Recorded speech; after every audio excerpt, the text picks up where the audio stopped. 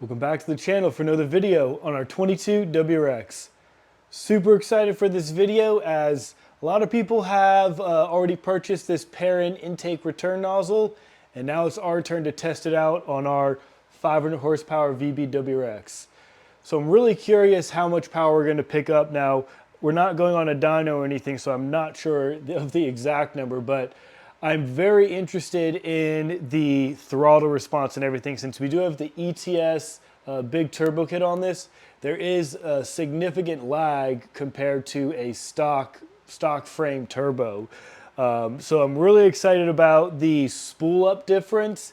And I mean, if you're supposed to pick up 10 to 15 horsepower on like 400 horsepower cars, I mean, maybe we pick up like 15 to 20, I don't know. But I'm really excited to get this part installed. It should be quick and easy, and then we'll go on a drive and I'll give you my honest opinion if it picks up any power. But let's go over to the bench and I'll show you the intake. I'll show you the little intake part, and we'll get it installed. Let's go. All right, and here is the intake return nozzle. This is basically all that comes in the package. So this is going to go basically underneath the intake manifold. You're going to want the Perrin logo up and everything, but we will review that once we get to the part. So basically, to start this install, since we already have a front mount, we just need to take off this pipe right here. We'll take off the throttle body, and then we'll have access to this shiny pipe right here. That is part of our EGR return system. So once we get everything taken off, we'll inspect that a little bit more, but we should have to loosen these back bolts, take off these front ones, and it should be a quick swap. But I'll get you guys set up in the engine bay here, and we'll get everything taken off.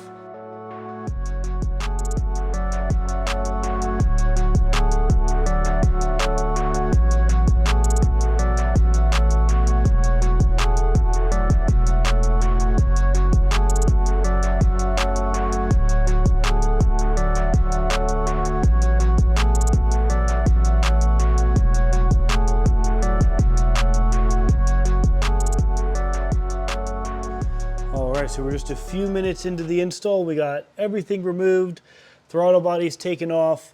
So one of the mods that I've done on this is I've deleted the coolant that goes here, so that does free up a lot of space back here.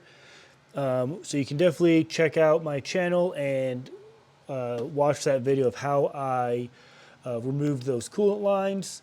But anyways, here is the part that we're going to be replacing. This nozzle that's on the inside right here, that's basically right in the middle of where the throttle body is. We're going to be swapping that out for the low profile Perrin unit. So I was really happy to see when I took this pipe off, because I haven't taken it off in a while. And even in here, I mean, there's nothing. There's like very minimal to like zero oil. I mean, nothing actually. Literally nothing. So that's super good as far as the healthiness of the motor. I mean, and the turbo and everything. Like, it is not getting any oil into the intake system, which is fantastic. So basically, to get this installed, we'll need to take these two nuts off. Then we will take the studs off. Now, if you just follow this pipe all the way back, it goes to this unit right here. There are two nuts on the back side here. Just loosen them. You don't need to take them off. Just a couple turns to loosen it so you can wiggle that pipe back so you can pull this long tube out.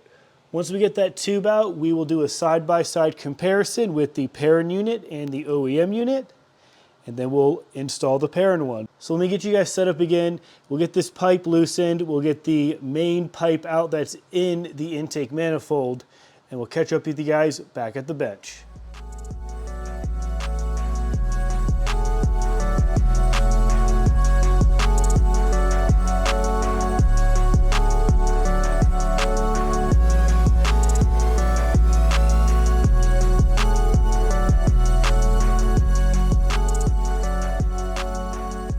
All right, and over here at the bench we have our OEM unit and our Perrin unit right here. So right away you can see big difference. This one is much smaller. And the reason why they have the Perrin logo on the top is because there's no slits on the bottom. So when the air goes in, it's just going to shoot it up kind of in the direction where this is. So everything works exactly the same with no check engine lights. So I did have to move this pipe, or did have to loosen it a little bit more, but the nuts are still on.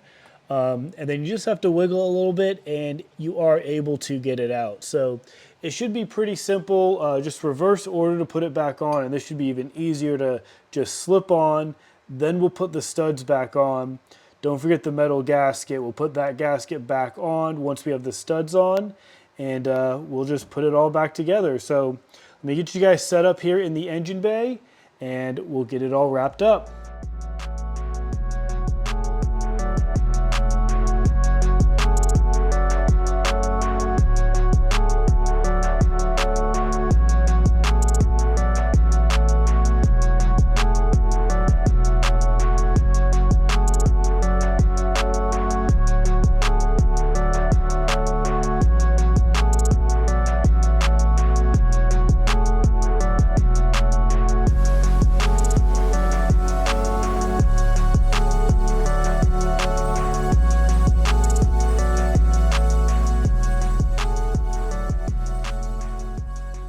All right, so that wraps up our install. So now it's for the exciting part. Let's get the garage open, let's go on our first drive, and let's see if this part added any power. Let's go. All right, so we're just leaving the neighborhood. So I want to give you guys my initial impressions. Car's still warming up, so I'll catch up with you guys in just a moment once we have some more temp in the engine. Go from there. Alright, we're pulling out of the neighborhood. See just initial impressions of like on throttle.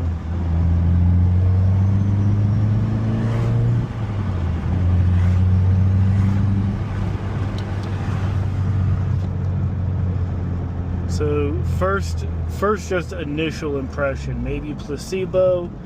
It does feel like it has slightly more throttle response, but once it warms up, we'll actually step on the gas and see what's going on. All right, so we got some temp in the motor, up to operating temps. So we're merging on. We'll do a little second gear rip.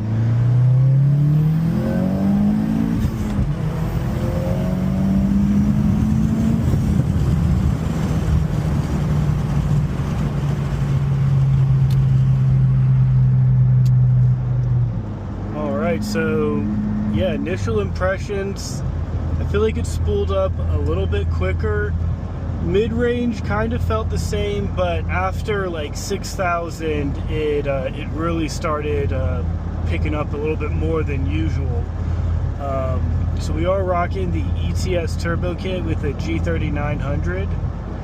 So any bit of spool time that we can get better spool time. Anything that helps with spool is definitely going to be extremely beneficial, since we already rev out very far, all the way out to 7,000, and it makes power all the way out to 7.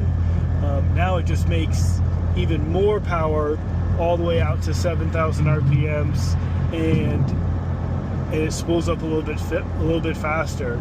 I definitely think this is like a 10 out of 10 mod. I'm actually kind of shocked with how like smooth it felt. It definitely felt smoother than like it usually does.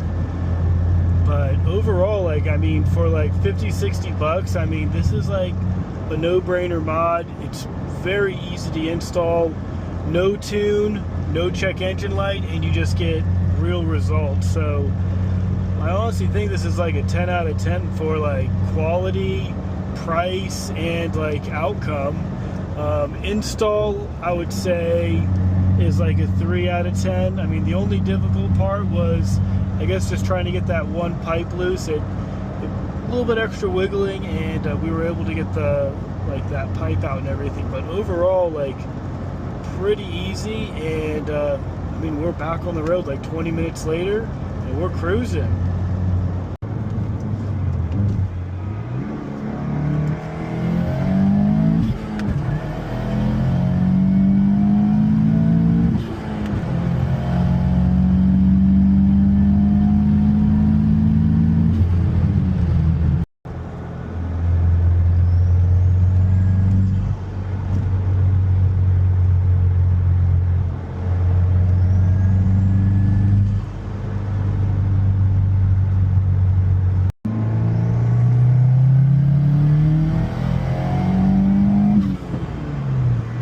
All right, we're back at the garage.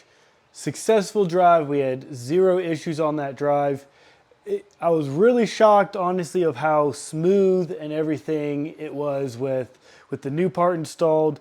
Definitely had increased throttle response, and we definitely picked up a little bit more in the top end, which is great because I mean, this is a big turbo. I mean, we do rev it out. It makes power all the way to redline. We're basically only limited by the motor at this point. And of course some fueling because we don't have injectors yet. We do have the IAG high pressure fuel pump, so we are basically force feeding the stock injectors. We are on E85, and this had no tune or no nothing, and it just works. No check engine lights. I really think this is a no-brainer, 10 out of 10 mod. So I will have this product linked below. Was not sponsored or anything. I just really think this was a nice, easy, fun install project. That one little pipe there, it was a little bit of a pain to just wiggle it out, but I mean that's cars. Everything's not going to be super easy, but overall it was a pretty easy install. But if you guys, if there was something that you guys needed, just put in the comments below. I'll try to answer them if you have any questions. But it is honestly a very easy install.